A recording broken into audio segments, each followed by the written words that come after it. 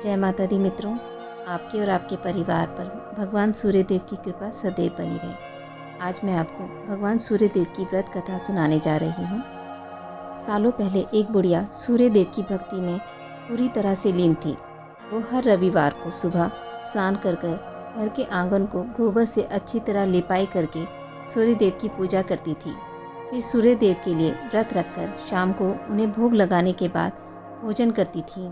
उस बुढ़िया की भक्ति भावना से सूर्यदेव काफ़ी प्रसन्न थे और भगवान की कृपा से उस बुढ़िया को किसी तरह की परेशानी नहीं होती थी। उस बुढ़िया की खुशी और संपन्नता को देखकर उसकी पड़ोसन को जलन होने लगी। वह बुढ़िया अपनी पड़ोसन के आंगन में बंधी गाय के गोबर से आंगन को लीपा करती थी। पड़ोसन ने जलन के मारे उस गाय को आंगन की जगह घर के अंदर बांधना शुरू कर दिया। अब अगले रविवार को सुबह बुढ़िया को सूर्यदेव की पूजा करने के लिए गाय का गोबर नहीं मिला, जिस कारण वह सूर्यदेव की पूजा नहीं कर पाई और पूरे दिन खुद भी भूखी रही। रात में सूर्यदेव उस बुढ़िया के सपने में आए और उससे पूजा ना करने और भोग ना लगाने का कारण पूछा। जवाब में बुढ़िया ने बताया, घर के आंगन को लीपने के लिए गोबर नहीं था, इसलिए पूजा नहीं कर पाई। पूजा नहीं करी तो भोग भी नहीं चढ़ाया। बुढ़िया की बात सुनकर सूर्यदेव उनसे कहते हैं कि मैं तुम्हारी भक्ति से प्रसन्न हूँ, इसलिए मैं तुम्हें एक गाय दे रहा हूँ। वो तुम्हारे घर को धन से भर देगी। यह कहते ही सूर्यदेव उसके सपने से चले गए। अगली सुबह जब बुढ़िया की आँख खुलती है तब वह देखती है कि उसके आंगन में एक सुंदर गाय और बछड़ा बंधा हुआ है। यह सब देखकर वह हैरान हो गई। उसे अपने सपने की कोई बात याद नहीं थी। इसे उसने सूर्यदेव की कृपा समझा और गाय को चारा देने लगी। बुढ़िया के आंगन में सुंदर गाय और बछड़े को देखकर पड़ोसन की जलन बढ़ गई। कुछ देर बाद जब बुढ़िया घर के अंदर जाती है तो गाय सोने का गोबर करती है। यह देखकर पड़ोसन चौंक जाती है और उस गोबर को उठाकर अपने घर ले आती है और अपने गाय के गोबर को उसके आंगन में रख देती है। यह सिलसिला कुछ दिनों तक चलता रहा और वो पड़ोसन धनवान हो गई। इधर बुढ़िया को किसी बात की खबर नहीं थी, क्योंकि वो सूर्यदेव की भक्ति में खोई रहती थी। उधर सूर्यदेव को उस महिला की हरकतों पर काफ़ी गुस्सा आता है।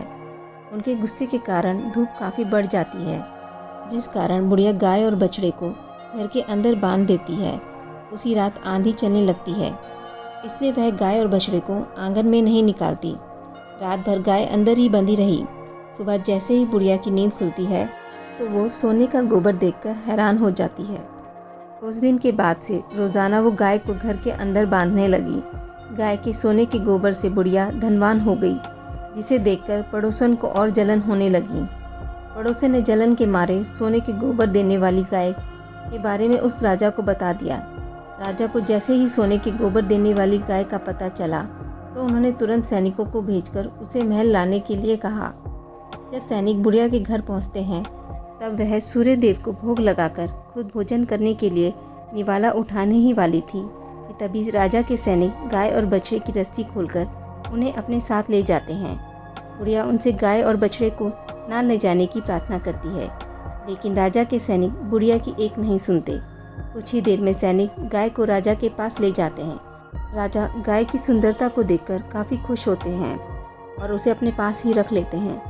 गाय व बछड़े के जाने के गम में बुढ़िया बिना खाए पिए पूरे दिन सूर्यदेव से गाय और बछड़े को लौटाने की प्रार्थना करती है।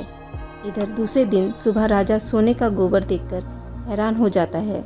उधर बुढ़िया भूखी प्यासी सूर्यदेव की प्रार्थना में लगी रहती है। बुढ़िया की तकलीफ देखकर सूर्यदेव अगली रात राजा के सपने में आकर कहते हैं कि अगर तुमने इस गाय और उसके बछड़े को नहीं लौटाया तो तुम्हारे राज्य पर संकट आ जाएगा, तुम्हारी धन संपत्ति सब नष्ट हो जाएगी। सूर्यदेव की बातें सुनकर राजा की नींद टूट जाती है। दूसरे दिन सुबह वो बुढ़िया को गाय और बछड़ा लौटा देते हैं, साथ ही उसे कुछ धन भी देते हैं और उसकी पड़ोसन को सज़ा देते हैं। सूर्यदेव की इस चमत्कारी गाय और बुढ़िया पर उनकी कृपा देखकर राजा पूरे नगर के लोगों को हर रविवार सूर्यदेव की पूजा करके व्रत रखने के लिए कहते हैं।